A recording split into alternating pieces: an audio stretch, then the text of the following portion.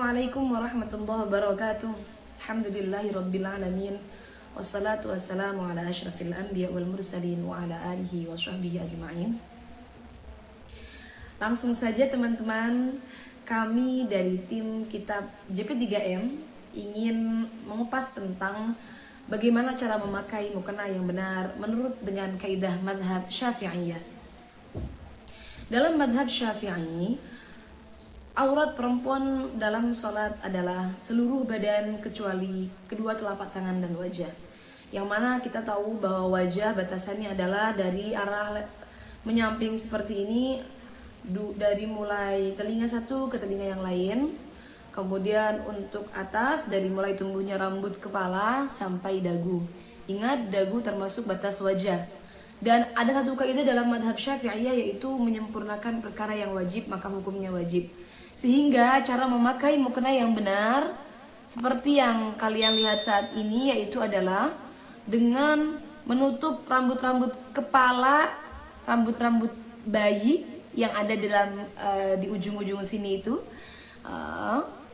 Kemudian dengan menutup dagu tidak terlihat, karena ini termasuk menyempurnakan perkara yang wajib. Dan juga pastikan rambut tidak ada yang keluar. Bagaimana kalau rambutnya banyak kecil-kecil di muka? Maka tentunya itu adalah rambut muka, bukan rambut kepala. Yang wajib ditutup adalah rambut kepala. Selesai pembahasan tentang wajah, mana yang boleh kita buka, kemudian kita akan masuk ke pembahasan tangan. Dan untuk tangan, seperti yang kita tahu, yang dimaksud dari kedua telapak tangan yang tidak termasuk dalam aurat perempuan dalam sholat adalah pergelangan tangan. Jadi sampai batas ini, batas pergelangan tangan. Yang tidak termasuk aurat adalah baik batin tangan ataupun punggung tangan. Ini semua tidak termasuk aurat. Tapi yang perlu panjenengan ingat, karena batasnya adalah di sini, pergelangan tangan, maka menutup sedikit bagian daripada pergelangan tangan hukumnya adalah wajib. Karena sesuai dengan kaidah yang tadi sudah kita bahas, yaitu adalah menyempurnakan perkara yang wajib, hukumnya adalah wajib. Sehingga teman-teman untuk menutup harus seperti ini. Nah, mohon maaf ini mukena saya agak seret. Nah, seperti ini. Menutup sedikit daripada pergelangan tangan. Ingat, punggung tangan dan juga telapak tangan ini bukan termasuk bagian dari aurat. Sehingga tidak masalah bila mana punggung tangan terbuka seperti ini. Ini bukan termasuk bagian daripada aurat dalam sholat wanita. Kemudian yang perlu kita bahas selanjutnya adalah benda yang digunakan untuk menutupi aurat atau baju yang digunakan untuk menutupi aurat. Yang digunakan untuk menutupi aurat adalah sesuatu yang bisa menutup warna kulit dalam majelis berbincang-bincang, dalam majelis takhotub. Maka bagaimana batasannya? Apakah nerawang atau tidak? Itu batasannya adalah bila dilihat dalam majelis berbincang-bincang, seperti mungkin dengan jarak saya berbincang dengan teman saya, seberapa ngurufnya, seberapa biasanya, kok terlihat warna kulitnya, maka berarti belum mencukupi. Tapi kalau tidak terlihat warna kulitnya, maka sudah bisa dikatakan mencukupi. Seperti halnya mungkin mukena yang ada bordirnya, kemudian bordirnya ini agak sedikit menimbulkan bulat-bulat atau bolong-bolong kecil, maka bila mana tidak sampai memperlihatkan warna kulit dalam jarak majelis berbincang-bincang, ini tentunya tidak masalah atau tidak mengganggu keabsahan sholatnya. Dalam artian mukenanya tetap bisa dipakai untuk menutupi aurat dalam sholat. Kemudian yang perlu kita bahas lagi dalam hal menutup aurat dalam sholat adalah hal-hal yang sering terlewatkan.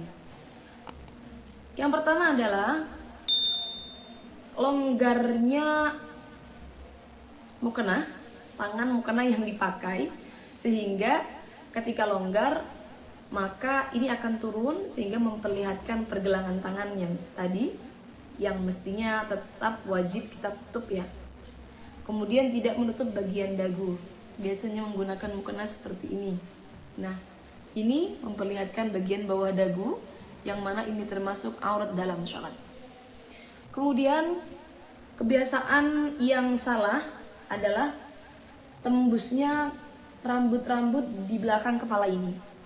Karena perempuan biasanya rambutnya panjang, kemudian ketika digulung ke atas, maka rambutnya tembus ke mukenanya sampai keluar. Nah, ini juga perlu diperhatikan, jangan sampai tembus.